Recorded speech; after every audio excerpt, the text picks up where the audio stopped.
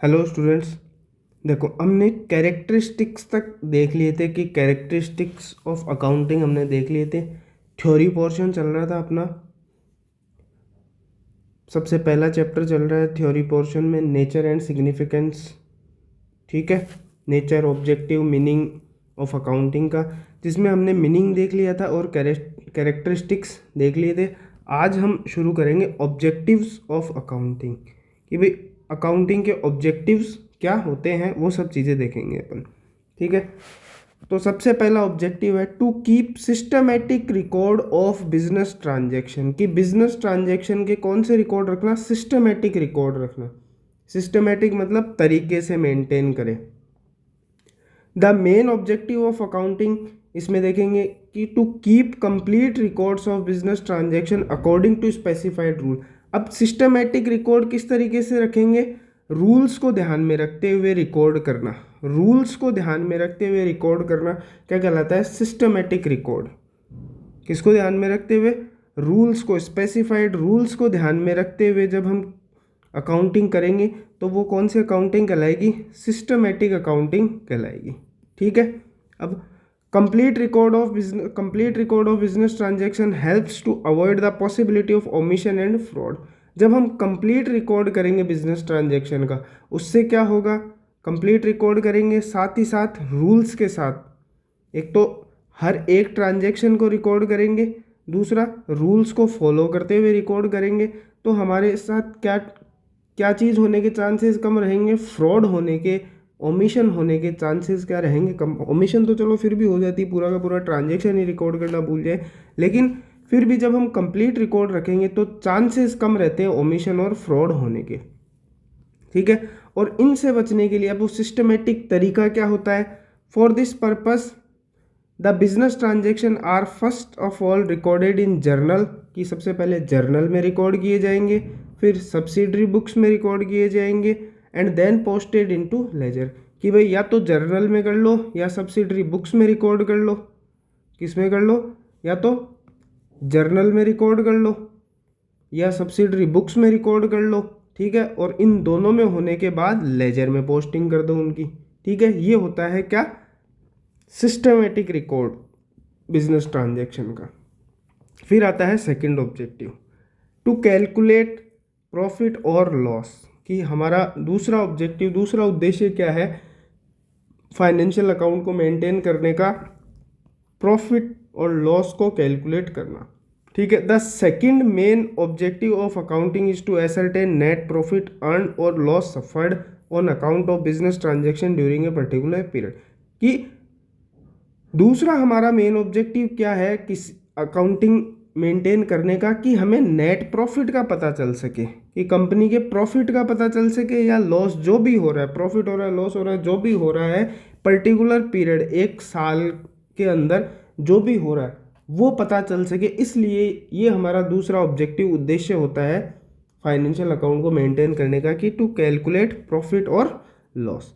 अब प्रॉफिट और loss calculate करने के लिए हमें क्या करना पड़ेगा? सबसे पहले तो हम बनाएंगे trading and P and L account बनाएंगे। ठीक है, लेजर हो गई, लेजर के बाद ट्रायल बैलेंस, उसके बाद trading and P and L account बनाएंगे। ठीक है, एक साल के लिए। All the item related to purchase, sale, expenses and revenue of the business are recorded in trading and P and L. जितने भी आइटम है बिजनेस के, परचेज से रिलेटेड, सेल से रिलेटेड, एक्सपेंसेज और जो भी रेवेन्यू, इनकम है ऑफ बिजनेस की, वो सारे रिकॉर्ड किस में किए जाएंगे? Trading and P and L account में किए जाएंगे।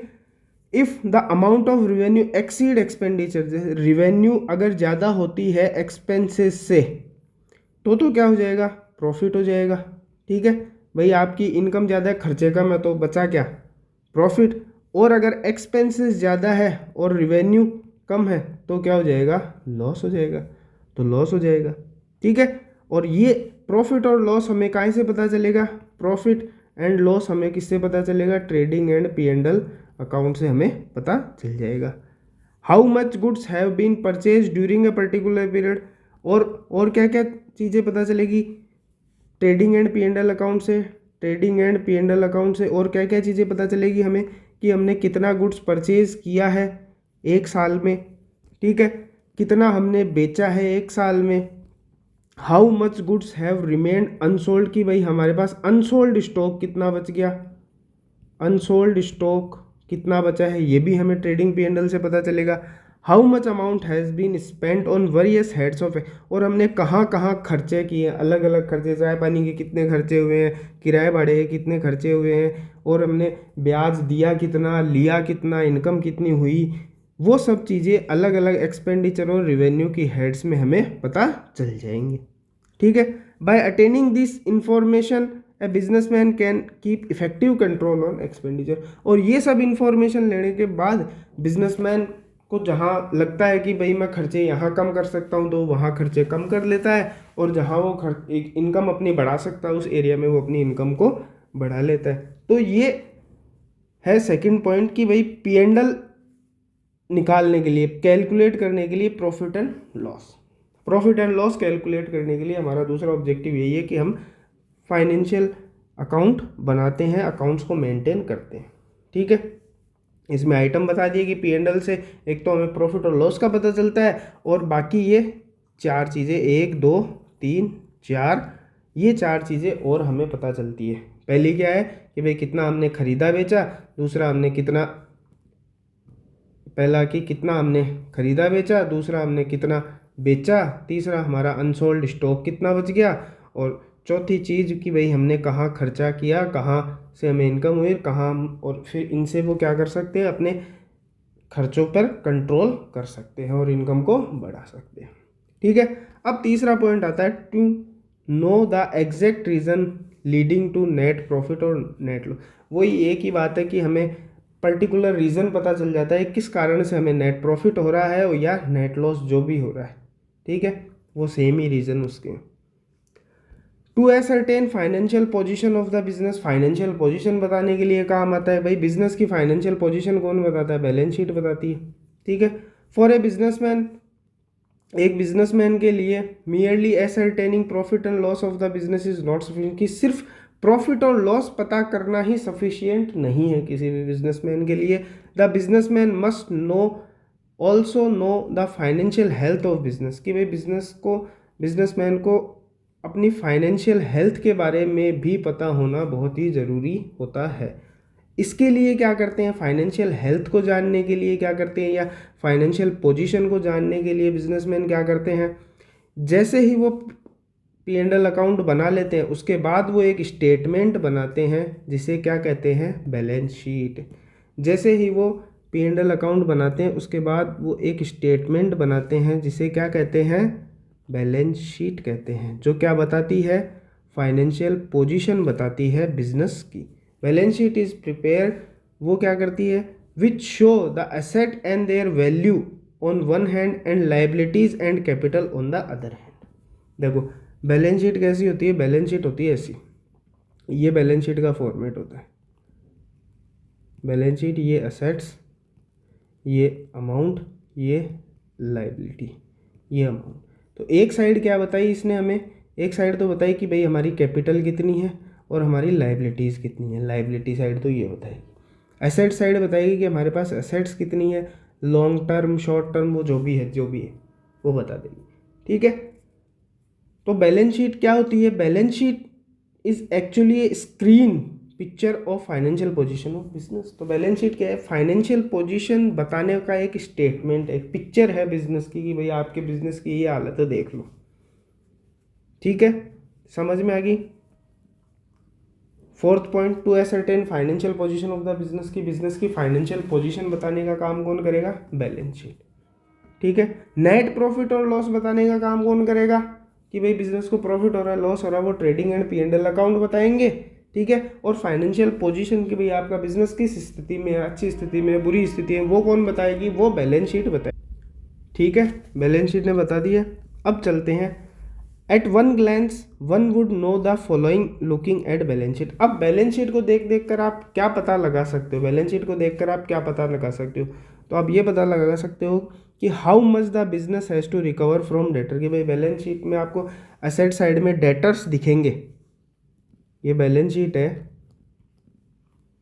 ये एसेट साइड है, ये लाइबिलिटी साइड है, ये अमाउंट है, ये अमाउंट है।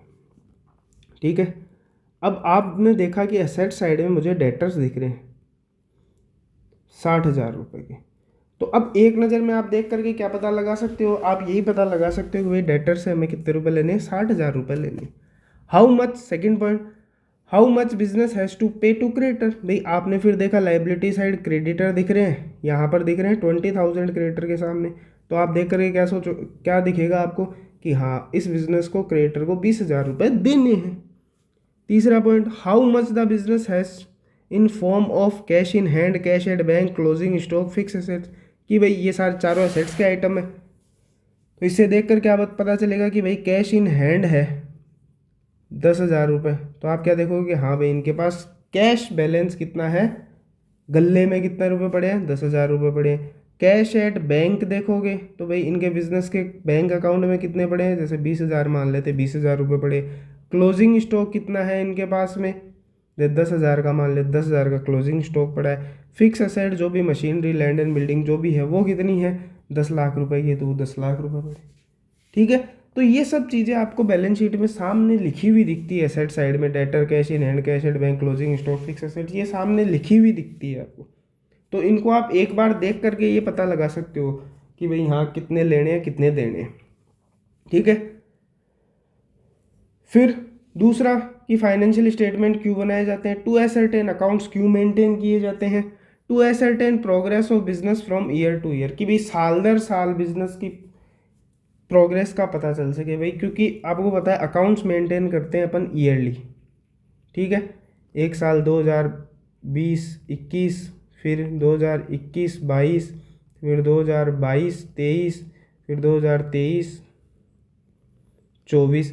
तो आपको पता चलता रहेगा कि भाई 21 में हमारा कितना प्रॉफिट था, फिर 22 में कितना, 23 में कितना, 24 में कितना। और आप ये भी पता लगा सकते हो कि भाई 21 के बाद हमारा प्रॉफिट इंक्रीज़ हो रहा है या डिक्रीज़ हो रहा है। तो इस ट्रेंड का भी पता लगा सकते हो आप। तो प्रोग्रेस पता चलेगी कि भाई हमें हमारा बिजनेस कंटिन्यू रखना चाहिए आगे या नहीं रखना चाहिए। प्रोग्रेस कर रहा है तो कंटिन्यू रखो, अगर प्रोग्रेस नहीं कर रहा है, लॉस बना कर दे रहा है, तो फिर बंद करो। To prevent and detect error and frauds, और अकाउंट्स इसलिए भी मेंटेन किए जाने चाहिए कि हमें एरर और फ्रॉड्स का पता लगे, कि भाई हम उन रूल्स को फॉलो इसलिए भी किया जाना चाहिए कि एरर्स का पता लगा सके हम, हमारे साथ कोई फ्रॉड तो नहीं हो रहा है, हमारा अकाउंटेंट हमारे साथ फ्रॉड तो नहीं कर रहा है, इस चीज़ का भी पता चलेगा।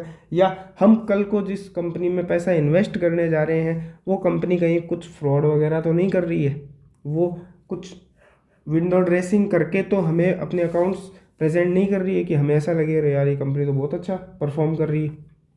ठीक है, तो एरर फाइंड आउट करने में भी ये मदद करता है हमें। ठीक है, अकाउंटिंग हमें एरर और फ्रॉड्स का पता लगाने में भी मदद करती है। कोई भी आएगा सीए वगैरह ऑडिट करेगा तो पता चल जाएगा कि हाँ भाई यहाँ कहाँ कहाँ गड़बड़ है और कितना ये सही है और कितना गलत है। ठीक है, फिर 7th point, to provide information to various parties. भाई हमारे अकाउंट्स क्या करते हैं, दूसरी पार्टीज़ को भी जो जो इन्फॉर्मेशन उनको ज़रूरत होती है वो प्रोवाइड करवाते हैं। ठीक है, अब आप बोलोगे भाई कैसे प्रोवाइड करवाते हैं, तो आपकी बैलेंस शीट वो शो कर देती है कि भाई हमारी फाइनेंशियल पोजीशन कैसी है बिजनेस की, ये बैलेंस शीट है ना, ये सब बता देती है। तो जिस भी इन्वेस्टर को आपकी फाइनेंशियल पोजीशन अच्छी लगेगी वो इन्वेस्ट करेगा, और जिस नहीं लगेगी इन्वेस्ट नहीं करेगा। ठीक है, तो प्रोवाइड इन्फॉर्मेशन अपन ने देखा था ना, ये अकाउंटिंग लैंग्वेज है। ठीक है, अकाउंटिंग क्या है, लैंग्वेज है बिजनेस की, ये बताती है आपके बिजनेस के बारे में क्या है, तो वही इन्फॉर्मेशन दे रही है ये। Another main objective of accounting is, तो दूसरा ऑब्जेक्टिव क्या है अकाउंटिंग का, communicate the accounting information to various interested parties like owner, investor, creditor, bank employ, government authorities etcetera. कि भाई ये क्या करती है, आप जो लोग बिजनेस में पैसा लगाना चाहते हैं, जो ओनर है वो बिजनेस को कंटिन्यू करना चाहता है या नहीं करना चाहता है, वो डिसीजन लेने में, इन्वेस्टर आकर के पैसा दे, लगाए हम इस बिज़नेस में इन्वेस्ट करें या नहीं करें, बैंक के भाई हम लोन दें या नहीं दें, एम्प्लॉयज़ हम इस ऑर्गेनाइजेशन में नौकरी करें या नहीं करें। ठीक है, उन सबको ये डिसीजन लेने में मदद करते हैं अकाउंटिंग। भाई सीधी सी बात है, बैंक क्या करेगी, आपकी फाइनेंशियल पोजीशन अच्छी है तब तो आपको लोन दे देगी, अदरवाइज नहीं देगी। एम्प्लॉयज़ आपकी फाइनेंशियल पोजीशन अच्छी है तब तो वो आकर के यहाँ पे जॉब करेंगे, नहीं तो नहीं करेंगे। क्यों करेंगे? ये आप सैलरी नहीं दे पाओगे टाइम पे तो क्यों करेंगे? तो जिन जिन लोगों को जो जो इन्फॉर्मेशन चाहिए होती है बिजनेस से रिलेटेड वो देने में भी मदद करते हैं। ठीक है। फिर आता है फंक्शन ऑफ अकाउंटिंग, कि भाई अकाउंटिंग का काम क्या है, अकाउंटिंग काम कैसे करती है। ठीक है। कौन कौन से काम अकाउंटिंग करती है? तो maintaining complete and systematic record. भाई पहला तो काम ये करती है कि आपके बिजनेस के जो भी ट्रांजैक्शन है उनका कंप्लीट और सिस्टमेटिक तरीके से उनको रिकॉर्ड करे रखती है, जिससे कि आप बाद में अगर आपको कोई इन्फॉर्मेशन चाहिए आपके बिजनेस से रिलेटेड तो वो आप उससे ले सकें कि भाई हमें 2021-22 में कितना प्रॉफिट हुआ था, 2015 में कितना प्रॉफिट हुआ था, वो सब चीज़ें। तो वो सिस्टमेटिक रिकॉर्ड रखेगी तभी तो पता लगा पाओगे ना। तो the main function of accounting is to maintain complete and systematic record of business transaction following the accounting rule. और वो कैसे रख पाती है? क्योंकि वो फॉलो करती है rules, principle and accounting standards को। वो कैसे रख पाती है सिस्टमेटिक रिकॉर्ड्स? क्योंकि अकाउंटिंग फॉलो करती है किसको? Rules, principles and accounting standard को फॉलो करती है। ठीक है। तो पहला काम तो क्या है अकाउंटिंग का? ये है मेंटेन करना कंप्लीट एंड सिस्टमेटिक रिकॉर्ड। दूसरा है प्रिपरेशन ऑफ फाइनेंशियल स्टेटमेंट। दूसरा काम क्या है? फाइनेंशियल स्टेटमेंट बनाना। और फाइनेंशियल स्टेटमेंट में मैंने आपको बताया क्या क्या बनेगा? P&L account, trading and P&L account, balance sheet बनेगी। P&L अकाउंट क्या बताएगा आपको कि भाई कितना प्रॉफिट हुआ इस साल, कितना लॉस हुआ। और बैलेंस शीट क्या बताएगी कि भाई आपकी फाइनेंशियल पोजीशन कैसी है, आपकी एसेट्स की वैल्यू कितनी है, आपकी लाइबिलिटीज़ की वैल्यू कितनी है, आप ज़्यादा कर्जे में डूबे हुए हैं या आप कर्जे में डूबे हुए नहीं हैं, या आपकी प्रॉफिट मेकिंग ऑर्गेनाइजेशन है, क्या है, ये कौन बताएगा? Balance sheet. ये आपकी पोजीशन बताएगी कि आज के टाइम पे 31 मार्च जो भी ईयर है उस दिन आपकी क्या पोजीशन है। ठीक है। फिर आता है तीसरा function communicating financial result to various parties. वही बात दूसरी कि भाई जो भी लोग बाहर के लोग जो इंटरेस्टेड हैं आपके बिजनेस में उनको बताएगी, उनको आपके बिजनेस के नेट प्रॉफिट के बारे में बताएगी, एसेट्स और लाइबिलिटीज़ के बारे में बताने का काम कौन करेगी? अकाउंटिंग करेगी। Fourth, protecting the assets of business. Business के एसेट्स को प्रोटेक्ट करने का काम करेगी। Another function of accounting is to maintain proper records of various assets. कि भाई दूसरा फंक्शन क्या है अकाउंटिंग का? कि आपके एसेट्स का रिकॉर्ड रखती है प्रॉपर। कैश इन हैंड कितना है आपके पास, जैसे अभी मैंने एग्जांपल से समझाया था 10,000, 20,000, 30,000 जो भी कैश इन हैंड 10,000 मान लो, बैंक बैलेंस, इन्वेंट्री 50,000, डेटर्स 10,000 जो भी है, तो वो बताएगी कि भाई कितना कितना बैलेंस है इनके पास में। वो सब चीज़ें कौन बताएगी? अकाउंटिंग ही बताएगी कि भाई इनकी कैश इन हैंड कितना है, बैंक में बैलेंस कितना है, स्टॉक कितना पड़ा है। इन्वेंट्री का मतलब स्टॉक, जो अनसोल्ड गुड्स बच जाते हैं ना ड्यूरिंग द ईयर, वो। डेटर्स कितने हैं जिनके अपन बिजनेसमैन पैसे मांगते हैं, वो। It enables management to keep proper control over them, और उन पर कंट्रोल करने में भी मदद करते हैं। Providing assistance to management. Management को असिस्टेंस प्रोवाइड करने का काम करती है। भाई मैनेजमेंट को इन्फॉर्मेशन देती है प्लानिंग करने के लिए कि हाँ भाई कितना पैसा आपको लॉन्ग टर्म डेट से उठाना चाहिए, कितना शॉर्ट टर्म सोर्स से उठाना चाहिए, वो सब चीज़ें भी बताती है। प्लानिंग करने में, कंट्रोलिंग करने में और डिसीजन मेकिंग में भी मदद करती है। अब वो इतनी डिटेल में जाने की जरूरत नहीं है, आप तो बस ये पॉइंट भी याद रख लो तो भी आपके एग्जाम पॉइंट ऑफ व्यू से काम हो जाएगा। फिर ट्रस्टशिप। In case companies the management is interested with the task. भाई आप पर विश्वास, कोई भी लोग आप पर विश्वास, आपके फर्म पर विश्वास क्यों करेंगे? वो अकाउंटिंग को देखकर ही करेंगे कि भाई, क्योंकि आप कुछ भी बोलो अपने बिजनेस मुँह से, अरे भाई मेरा बिजनेस तो ये है वो है, मैं यहाँ मेरे ब्रांच खुल रही है, वहाँ ब्रांच खुल रही है, वो बोले, वो दिखा बैलेंस शीट, अभी पता चल जाए कितना पानी में है कितना बाहर है।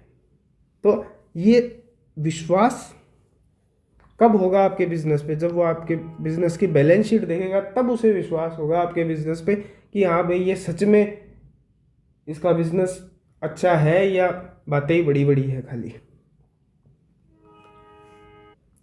ठीक है। ये तो हो गया आपका फंक्शन ऑफ अकाउंटिंग। अब चलते हैं आगे।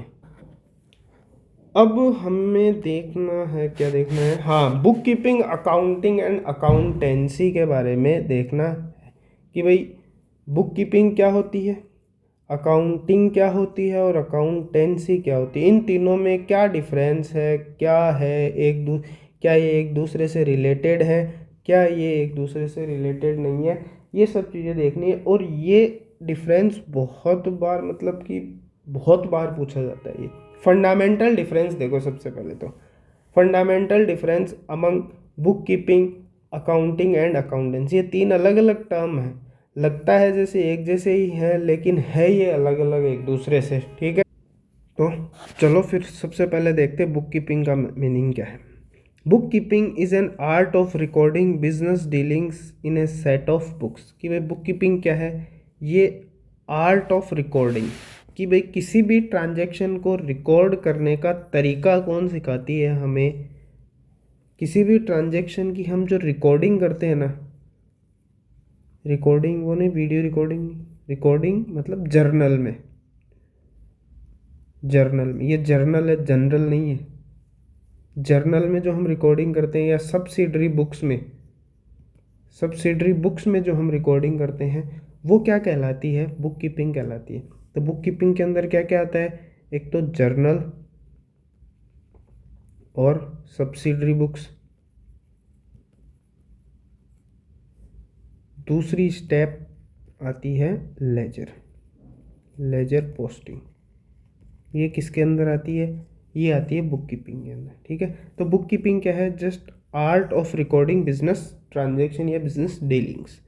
दूसरा, book keeping is the science and art of recording correctly in the books of. अब साइंस क्यों कहा गया है, साइंस इसलिए कहा गया है कि ये रूल्स एंड रेगुलेशन को फॉलो करती है, ठीक है। कुछ नियम है, गोल्डन रूल्स है, उनको फॉलो करते हुए रिकॉर्ड करते हैं। All those business transaction that result in transfer of money और मनी, और सिर्फ उन्हीं ट्रांजेक्शन को रिकॉर्ड करेंगे जो मनी में मेजर किए जा सकते हैं, जिनको मनी वैल्यूज में लिखा जा सकता है, 10,000, 1,000, 500, 5,000, 5 लाख, 10 लाख, जो भी है, ठीक है।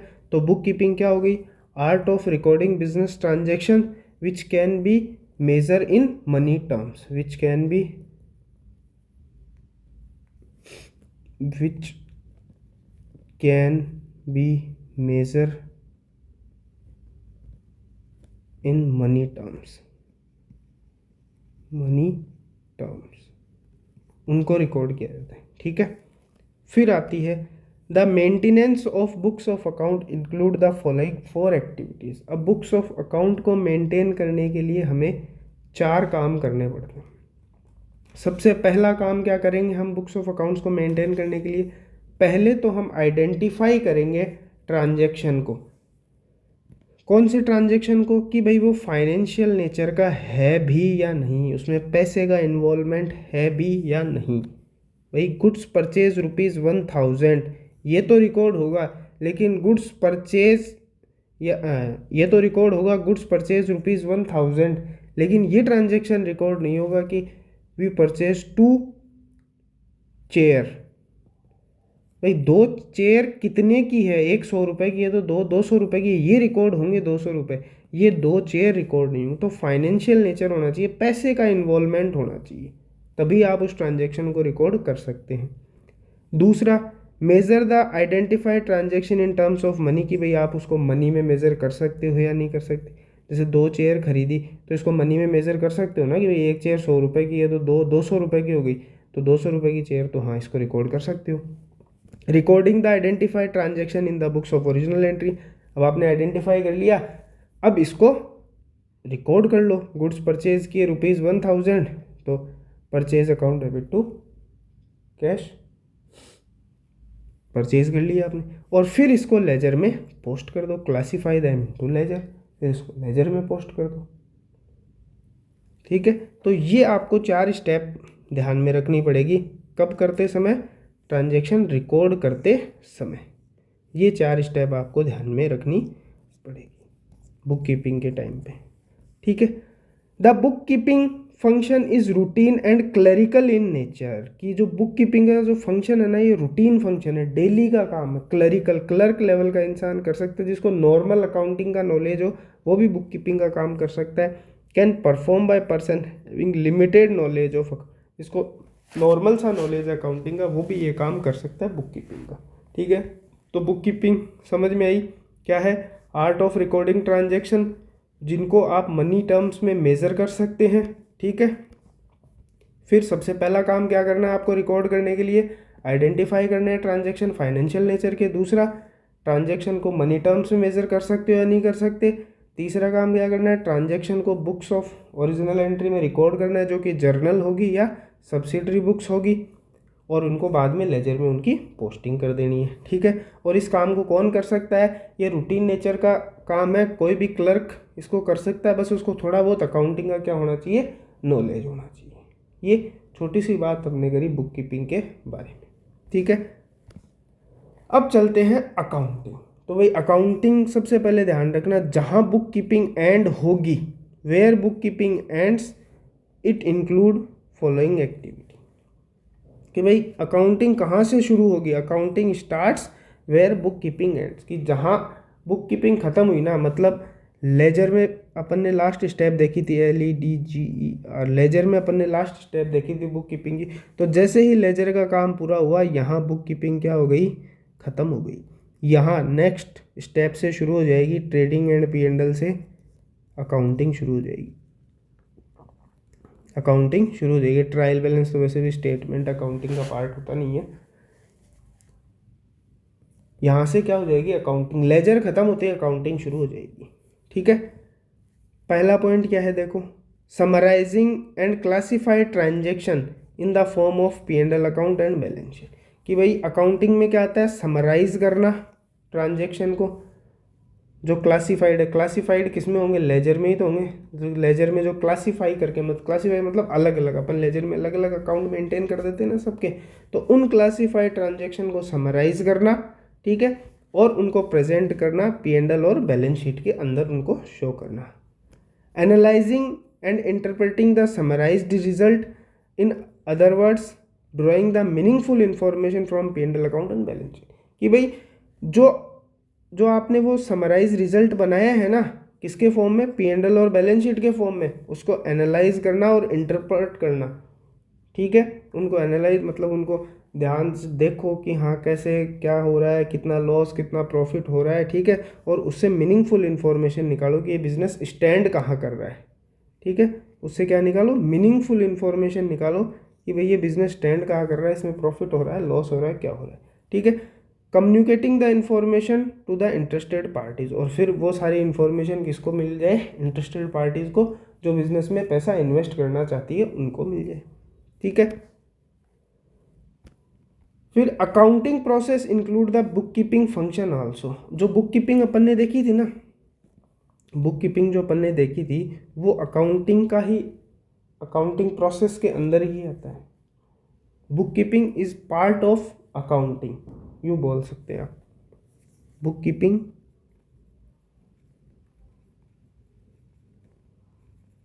इज अ पार्ट ऑफ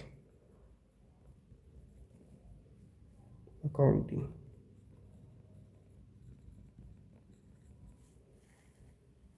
कि अकाउंटिंग प्रोसेस में बुक कीपिंग भी शामिल होती है। ठीक है, तो अकाउंटिंग क्या है? ब्रॉडर कंसेप्ट है, और बुक कीपिंग क्या है? नैरो कंसेप्ट है, यूँ भी बोल सकते हैं अपन। बाकी आगे आएगा, in small organisation the accountant perform the function of book keeper also, कि भाई जो छोटी ऑर्गेनाइजेशन होती है जहाँ ज़्यादा ट्रांजेक्शन नहीं होते, उसमें तो जो अकाउंटेंट है वही बुक कीपिंग का काम भी वही कर लेता है और अकाउंटिंग का काम भी वही कर लेता है। नहीं, जो जहाँ बड़ी ऑर्गेनाइजेशन होती है वहाँ बुक कीपिंग का काम किसको? अकाउंटेंट को नहीं देते, वहाँ क्लर्क को ही दे देते हैं कि भाई ये रिकॉर्ड करने का काम, एक काम कर तू कर ले, बाकी आगे का काम अकाउंटेंट देख लेगा। ठीक है, फिर आता है अकाउंटेंसी। अकाउंटेंसी क्या है ये समझो। It refers to systematic knowledge of accounting concern with principle and technique which are applied in accounting. कि अकाउंटेंसी क्या है? अकाउंटेंसी है ज्ञान देने का तरीका। ज्ञान देने का तरीका है अकाउंटिंग का। अकाउंटिंग का आपको ज्ञान लेना है तो फिर आपको अकाउंटेंसी में जाना पड़ेगा। इसीलिए आपकी किताब पर अकाउंट नहीं अकाउंट्स लिखा हुआ होता है, नहीं अकाउंटिंग लिखा हुआ होता है, अकाउंटेंसी लिखा हुआ होता है कि अकाउंटिंग का ज्ञान देने वाली चीज़ को क्या कहते हैं, अकाउंटिंग कहते हैं। अकाउंटिंग आपको सिखाती है कि कौन कौन से प्रिंसिपल फॉलो होते हैं अकाउंटिंग करते वक्त। अकाउंटेंसी आपको सिखाती है कि अकाउंटिंग कैसे करी जाती है, कौन कौन से नियम, प्रिंसिपल, टेक्निक आपको फॉलो करने हैं अकाउंटिंग करते वक्त। तो समझ में आया क्या अकाउंटेंसी क्या है? अकाउंटेंसी क्या है? ये नियमावली बोल दो, ये बुक बोल दो, ये सोर्स बोल दो, कुछ भी बोल दो कि अकाउंटिंग करना सिखाने का काम किसका है? अकाउंटेंसी का है। सरल भाषा में ये समझ लो कि अकाउंटिंग करना कौन सिखाती है? अकाउंटेंसी सिखाती है। क्योंकि अकाउंटेंसी आपको बताती है कैसे अकाउंटिंग तैयार करनी है। It tell us how to prepare books of accounts. Accountancy हमें क्या बताती है कि बुक्स ऑफ अकाउंट कैसे बनाना है, ये हमें अकाउंटेंसी सिखाती है। हाउ टू कैसे समराइज करोगे, कैसे P&L बनाओगे, कैसे बैलेंस शीट बनाओगे, कैसे इंटरप्रेट करोगे, ये सब चीज़ें हमें कौन सिखाएगी? अकाउंटेंसी सिखाती है। कॉलर क्या कहता है? Accountancy refers to entire body of theory and practicing of accounting. कि अकाउंटेंसी क्या है? ये थ्योरी है किसकी? अकाउंटिंग की, और प्रैक्टिस करवाती है किसकी? अकाउंटिंग की। कॉलर ने कहा ही है कि अगर आपको अकाउंटिंग की थ्योरी पढ़नी है तो अकाउंटेंसी में चले जाओ, और आपको सीखना है अकाउंटिंग कैसे करनी है तो अकाउंटेंसी पढ़ लो। ठीक है, तो सीधी सी बात, अकाउंटेंसी क्या है? जो किताब है ज्ञान देती है किसका? अकाउंटिंग का, वो अकाउंटेंसी है। जो अकाउंटिंग कैसे करनी है उसका ज्ञान दे, वो अकाउंटेंसी। फिर बुक कीपिंग और अकाउंटिंग में डिफरेंस देख लेते हैं अपन, आज के लिए लास्ट रखेंगे इतना ही। बुक कीपिंग क्या है? ठीक है, बुक कीपिंग और अकाउंटिंग ये देखनी है। बेसिक डिस्टिंक्शन, सबसे पहले स्कोप देखते हैं। Book keeping include identifying the transaction of financial. कि बुक कीपिंग में क्या है? आइडेंटिफाई करना कि फाइनेंशियल नेचर का ट्रांजेक्शन है कि नहीं है। फिर इसको मेज़र करना कि मनी टर्म्स में इसको मेज़र कर सकते हैं कि नहीं कर सकते। फिर इनको रिकॉर्ड करना और फिर इनको लेजर में पोस्ट कर देना। ये 3 काम किसके हैं? बुक कीपिंग के। अकाउंटिंग का काम, बुक कीपिंग का काम खत्म हुआ, लेजर में क्लासीफाई हो गया, उसके बाद शुरू हो गया अकाउंटिंग का काम कि अब ये इसकी समरी बनाएंगे, इसको क्लासीफाई करेंगे। ठीक है, P&L और उसमें बैलेंस शीट में एनालाइजिंग, और फिर उसको एनालाइज करेंगे, इंटरप्रेट करेंगे, और फिर कम्युनिकेट करेंगे इंटरेस्टेड पार्टीज़ को, जो भी बिजनेस में इंटरेस्टेड है उनको बताने का काम करेंगे। फिर आती है बुक कीपिंग। बुक कीपिंग क्या है भाई? पहले अकाउंटिंग से पहले होती है ना बुक कीपिंग। तो बुक कीपिंग क्या होगी? प्राइमरी स्टेज होगी, और प्राइमरी एक के बाद जो दूसरा काम होता है वो सेकेंडरी। तो अकाउंटिंग क्या होगी? सेकेंडरी काम होगी। क्यों? क्योंकि जहाँ बुक कीपिंग खत्म होती है वहीं से अकाउंटिंग स्टार्ट होती है, तो बाद में हो रही है तो सेकेंडरी काम हो गया। फिर ऑब्जेक्टिव क्या है?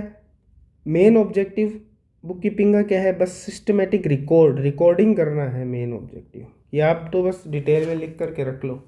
अकाउंटिंग का मेन काम क्या है? Ascertain the result, net result. Accounting का हमें रिजल्ट निकालना कि भाई प्रॉफिट हो रहा है, लॉस हो रहा है, क्या हो रहा है बिजनेस में, फाइनेंशियल पोजीशन क्या है, लॉस में हो, प्रॉफिट में हो, असेट्स कितनी, लायबिलिटी कितनी, कर्जे में कितने हो, कितने आबाद हो, कितने बर्बाद हो, ये बताने का काम कौन करती है? अकाउंटिंग करती है। नेचर ऑफ जॉब क्या है इसका? ये रूटीन क्लरिकल नेचर है, और ये function is analytical in nature. ये तो क्लरिकल रूटीन डेली का काम है, और P&L आपको पता है डेली तो बनते नहीं, ईयर एंड में बनते हैं, तो ये डेली का नहीं। Book keeping function perform by junior staff. मैंने बताया ना भाई, कोई भी क्लर्क भी इस काम को कर सकता है, तो जूनियर स्टाफ कर सकता है बुक कीपिंग, लेकिन अकाउंटिंग सीनियर स्टाफ के द्वारा की जाएगी। इसमें लिमिटेड नॉलेज से भी काम चल जाए, अकाउंटिंग का बहुत थोड़ा ज्ञान हो तो भी काम चल जाता है, लेकिन इसमें हायर नॉलेज चाहिए अकाउंटिंग में। Book keeper is not required to possess analytical skill. Book keeper को कोई एनालिटिकल स्किल्स, उसको एनालिस करना, एनालिटिक्स का ज्ञान होने की कोई आवश्यकता नहीं है, लेकिन यहाँ पर accountant is required to possess analytical skills. यहाँ पर उसको एनालिटिकल स्किल्स का ज्ञान होना जरूरी है। ठीक है, आज के लिए इतना ही रखते हैं, फिर इसके आगे देखेंगे अकाउंटिंग और अकाउंटेंसी के बीच का डिफरेंस, और आगे चैप्टर को कंटिन्यू करेंगे।